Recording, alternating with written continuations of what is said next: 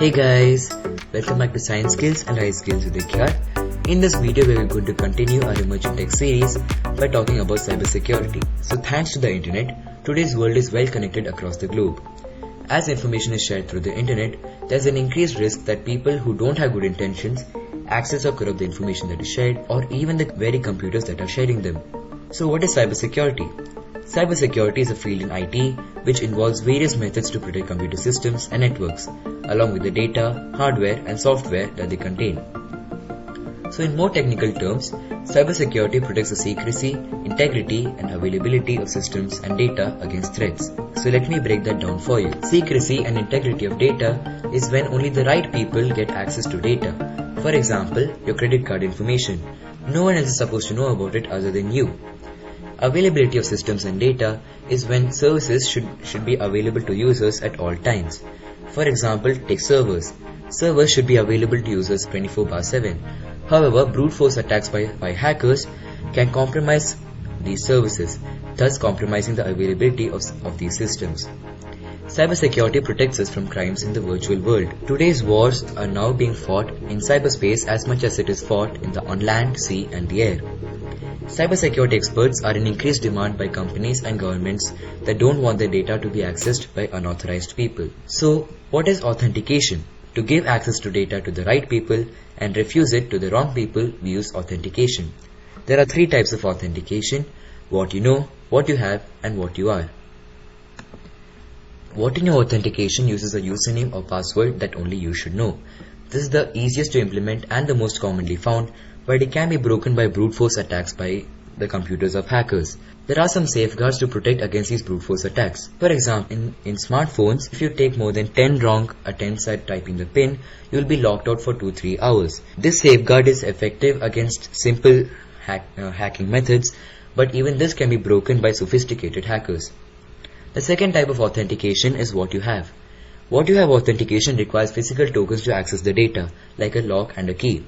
This thwarts remote attacks from other countries or far off places. However, if the hacker is present right where the data is supposed to be accessed, they can pick the locks, duplicate the keys or steal them altogether.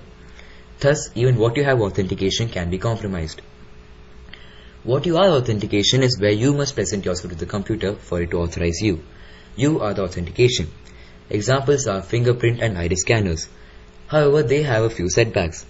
First of all, they are highly expensive, and also there is a problem called probability. In order for you to understand, we need to look back at what you know and what you have authentication.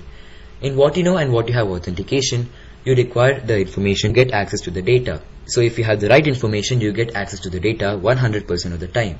If you don't have the right information, you get access to the data 0% of the time. But in what you are authentication, a factor comes called probability. If you present the wrong information, for example, the iris scanner and the face scanner could recognize the wrong person, maybe your twin. And in what you are authentication, if you present the right information, there's a chance you may or may not get access to the data.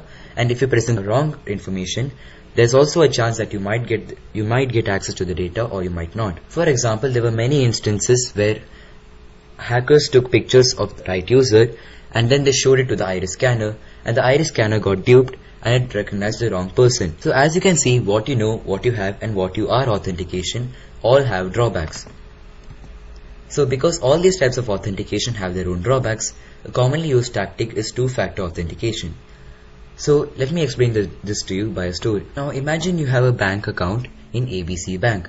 Now ABC Bank happens to be a very insecure bank, and its username and password can be easily brute forced. Now let's say a hacker in another country brute forces the username and password and gets access to your account. Now every day you are losing money, and when you try to reach out to ABC Bank, they turn out to be very rude and they don't help you at all. So what do? You now employ a cybersecurity expert. So the cybersecurity expert will tell the hacker, well, if you like one authentication factor so much, how about two? And so he adds what you have authentication. Now, remote attacks by the hacker won't work. He has to be present at the bank in order to get access to your data. And thus, your account is secured and your money is saved. So basically, two-factor authentication makes it harder for a hacker to gain access to your account. But it's not impossible for a hacker to gain access to data. In fact, no cybersecurity method is foolproof. And that's why cybersecurity is constantly evolving, with cybersecurity experts trying to get ahead of hackers. In the next video, we're going to talk about black hat and white hat hackers and much more. So thanks for watching. Don't forget to like, share and subscribe.